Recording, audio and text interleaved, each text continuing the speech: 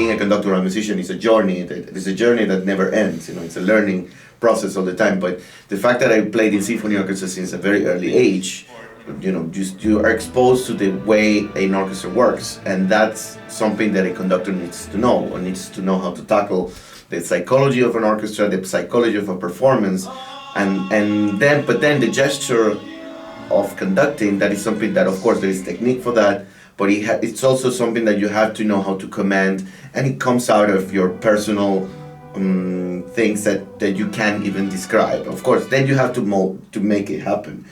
An example, there is wonderful instrumentalists, but the time that they start to conduct, there's something physical that doesn't work. Because somehow the exposure of your gestures has to be so natural that the musicians, they have to trust that gestures. But then you have to be able to do exactly, you give the information that an orchestra needs, in terms of gestures.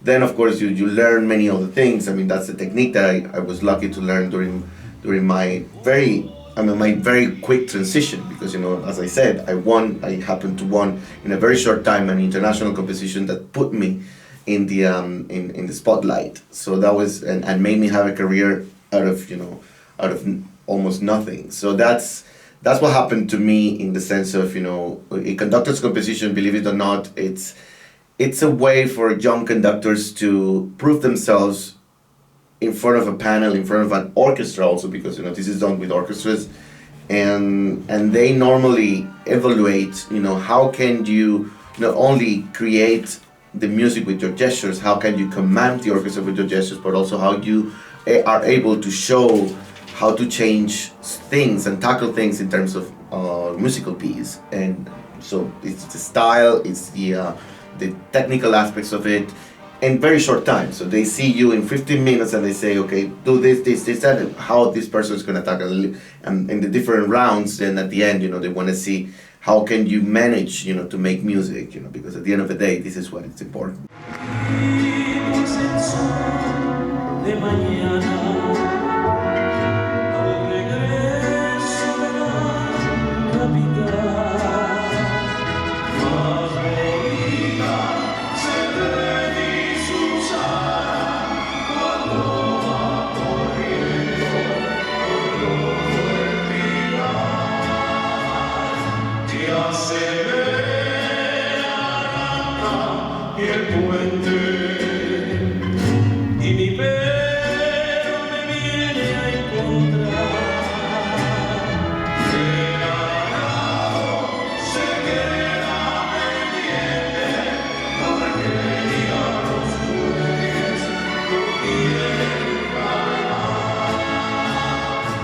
Well, a symphony orchestra, like any symphony orchestra, has a very solid structure that builds during years and years of development, and we have selections of musicians, but in a long-term basis, in the sense that, when you're a part of a symphony orchestra, is that you invest, your talent during the time that you're there. So the selection process is nationwide, so it's very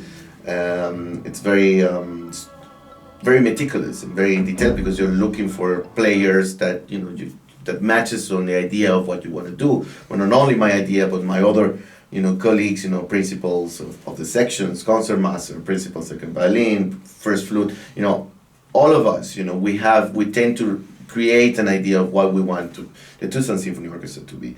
So that's how you build it, and then you start working on that. In my case, I didn't. This orchestra started 88 years before, it's like 80. It has a huge history, so many maestros started from the beginning to build, a certain solidity to it. So that's how then you survive during time. And we perform every week, different repertoire that goes from masterworks, classics, pops, educational projects. So, but this is not only the Tucson Symphony. This is how a symphony orchestra should work. It had to have many ramifications, not only and doing shows like the one with the mariachi, or doing shows like we're going to do with Arturo Sandoval. It's also trying to reach out to the community, parts of the community that are not exactly in the range of classic academic music. So yeah, that's how we work. We work in creating a solid institution that also has the flexibility to tackle different aspects of the musical world. Es que se junten dos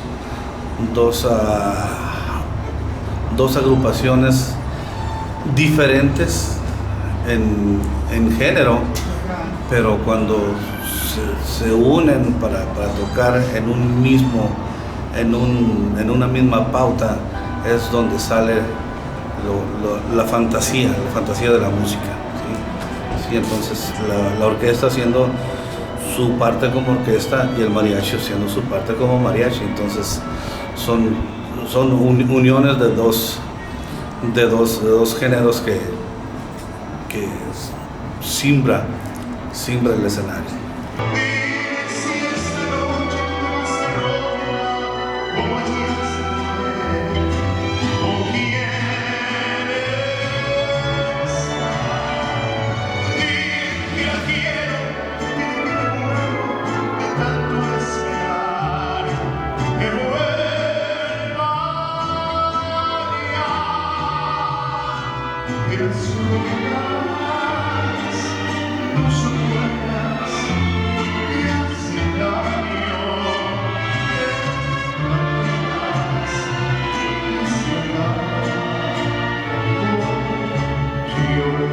Bueno, escogí a Agustín Lara porque ha sido uno de los compositores más románticos en lo que fue el siglo pasado.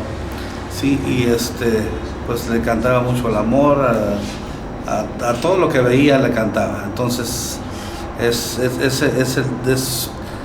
un tema que todos debemos saber, y especialmente la juventud. Quien tiene que saber quiénes fueron los que movieron el México antiguo, ¿sí? Como lo fue Agustín Lara, María Grever. María Grever, pues ella desde aquí pues, vivió toda su vida en Nueva York, pero fue mexicana. Pues hay mucha historia en esos grandes compositores, y pues no podemos dejarlos en el olvido. O sea, debemos continuar dando la información para que todos sepan quiénes son los que nos dieron esa valuable música, que es lo que estamos tocando ahorita.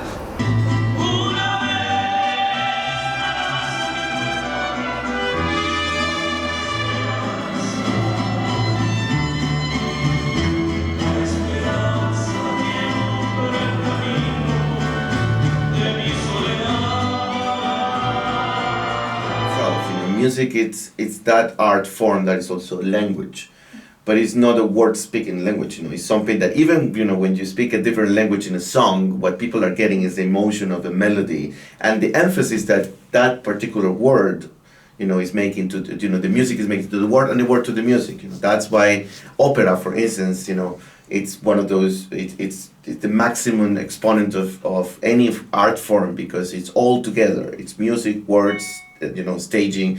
It's all there. It's acting. So this kind of melting pot of different things makes music so accessible for emotions to be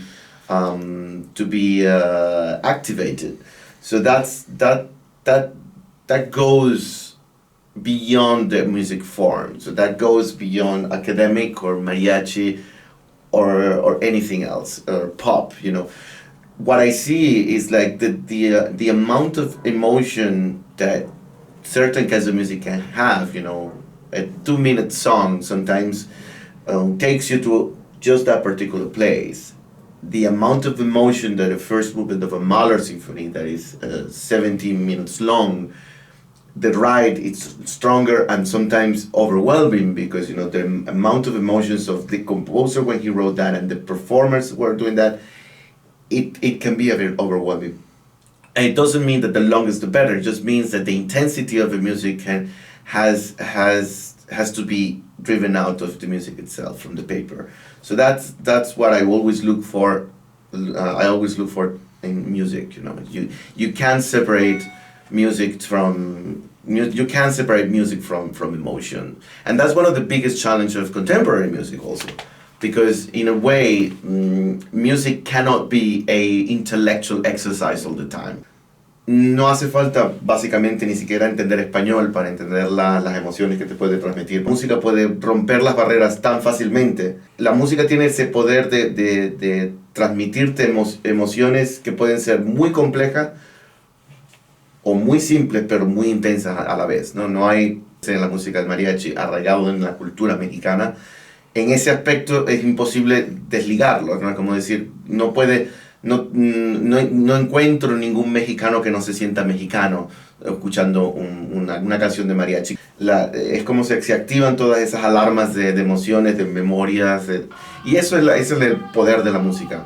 No se puede convertir en un simple ejercicio intelectual de crear estructuras que en un papel parece que son geniales y que puedes hacer un discurso larguísimo explicando toda la estructura y diciendo qué maravilloso es, si no tiene ninguna alma, si no tiene aquel momento en el cual toca los sentimientos de las personas. La música es universal en todo su espectro.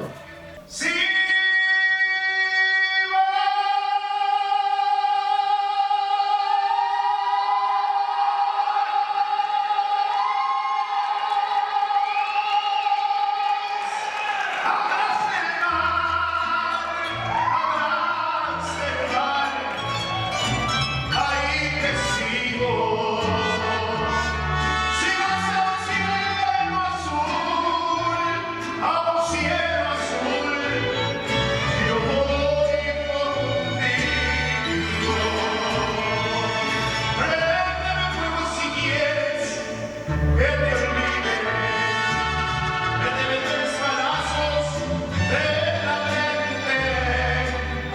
Mi corazón.